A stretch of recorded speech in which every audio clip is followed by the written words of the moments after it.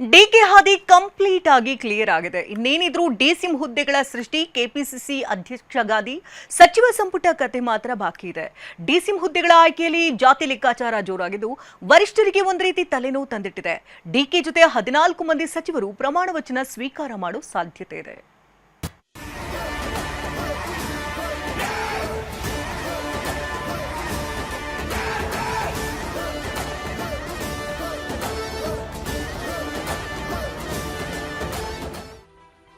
DK ಸಂಪುಟದಲ್ಲಿ 4 DCM ಹುದ್ದೆಗಳ ಸೃಷ್ಟಿ.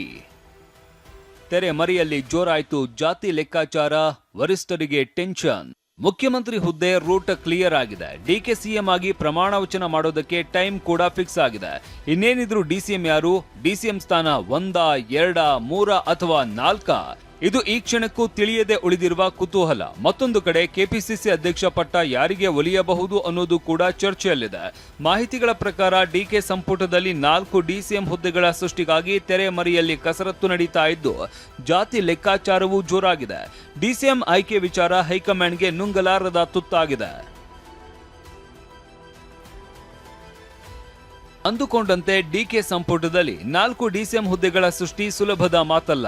ಜಾತಿ ಸಮೀಕರಣ ಹಾಗೆ ಪ್ರಾದೇಶಿಕ ಸಮತೋಲನ ಕಾಯ್ದುಕೊಳ್ಳೋದೇ ಹೈಕಮಾಂಡ್ಗೆ ದೊಡ್ಡ ಸವಾಲಾಗಿದೆ.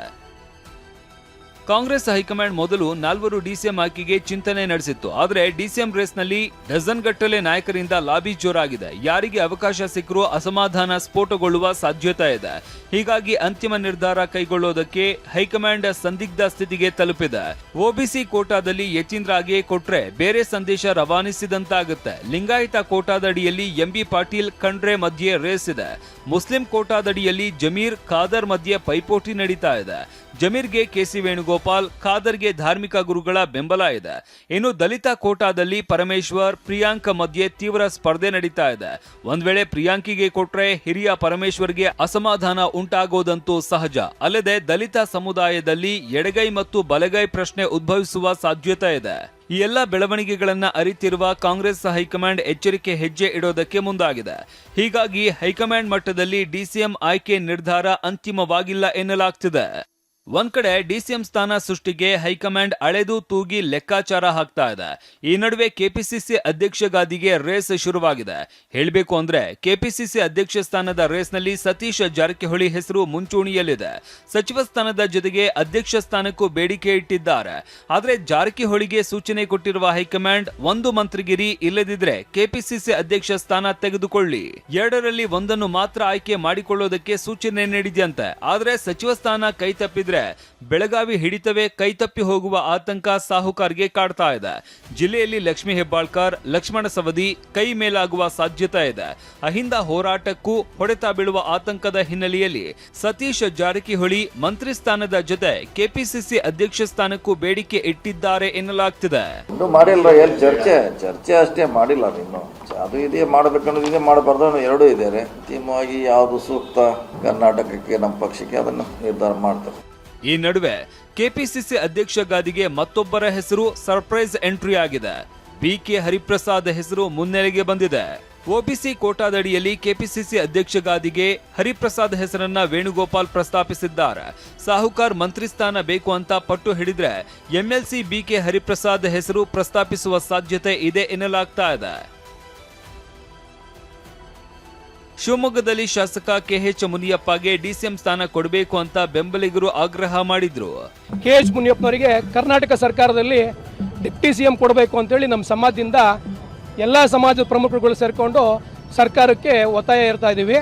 ಕೆಎಚ್ ಮುನಿಯಪ್ಪ ಸಾಹೇಬರು MP ಆಗಿ 7 ಸರಿ ಸಂಸದರಾಗಿ ಕಾರ್ಯನಿರ್ವಹಿಸಿದ್ದಾರೆ. ಸೆಂಟ್ರಲ್ ಮಿನಿಸ್ಟರ್ ಕೂಡ ಆಗಿದ್ದಾರೆ. ಇತ್ತ ಖಂಡ್ರೆಗೆ ಡಿಸಿಎಂ ಸ್ಥಾನ ನೀಡುವಂತೆ ಬೀದರ್ನಲ್ಲಿ ಅಭಿಮಾನಿಗಳು ಪಟ್ಟು ಹಿಡಿದಿದ್ದಾರೆ. ದೇಗುಲದಲ್ಲಿ ಪೂಜೆ ಪುನಸ್ಕಾರಗಳನ್ನ ಮಾಡ್ತಿದ್ದಾರೆ. ಇನ್ನು ಹೆಚ್ಚುವರಿ ಜವಾಬ್ದಾರಿ ನೀಡಿದ್ರೆ ನಿಭಾಯಿಸೋದಾಗಿ ಶಾಸಕ ಈಶ್ವರ್ ಖಂಡ್ರೆ ಹೇಳಿಕೆ ನೀಡಿದ್ದಾರೆ. ಸೂಕ್ತ ಪ್ರಾತಿನಿಧ್ಯ ಕೊಡಬೇಕು ಅನ್ನುವಂಥ ವಿನಂತಿಯನ್ನು ಮಾಡಿದ್ದೇನೆ ಎಲ್ಲ ಹಂತದಲ್ಲಿ.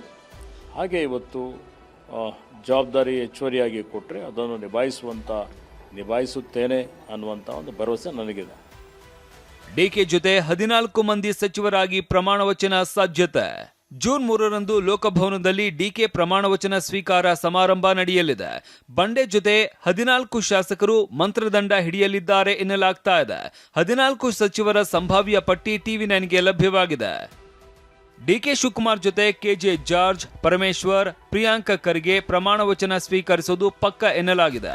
ಅಲ್ಲದೆ ಲಕ್ಷ್ಮೀ ಹೆಬ್ಬಾಳ್ಕರ್, ಎಂಬಿ ಪಾಟೀಲ್, ರೂಪಾ ಶಶಿಧರ್, ಸತೀಶ್ ಜಾರಕಿಹೊಳಿ, ಎಂಎಲ್ಸಿ ಆಗಿರುವ ಯತೀಂದ್ರ ಸಿದ್ದರಾಮಯ್ಯ ಪ್ರಮಾಣವಚನ ಸ್ವೀಕರಿಸುವ ಸಾಧ್ಯತೆ ಇದೆ.